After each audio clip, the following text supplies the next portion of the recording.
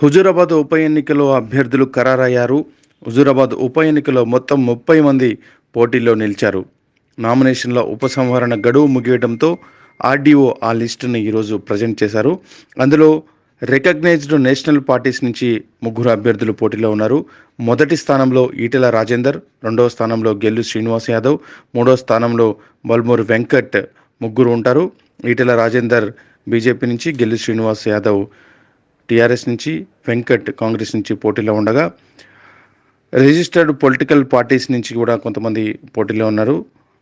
వీరిలో అన్నా వైఎస్ఆర్ కాంగ్రెస్ పార్టీ నుంచి మహమూద్ పోటీలో ఉండగా, జై సమాజ్ పార్టీ నుంచి Suresh Kumar, Marxist communist party of India CPI నుంచి కర్రా రాజిరెడ్డి, యువతరం పార్టీ నుంచి విజయ్ కుమార్, దళిత బహుజన పార్టీ నుంచి శ్రీనివాసు, ప్రజావాణి పార్టీ నుంచి వెంకటేశ్వర్లు, ప్రజా ఏక్తా పార్టీ నుంచి శ్రీకాంత్ ఉండగా 20 మంది ఇండిపెండెంట్లు బరిలో ఉన్నారు. 30 మంది అభ్యర్థులకు బరిలో ఉన్నట్లుగా ఈరోజు Huzurabad assembly constituency returning officer అధికారిక ప్రకటనలో తెలియజేశారు.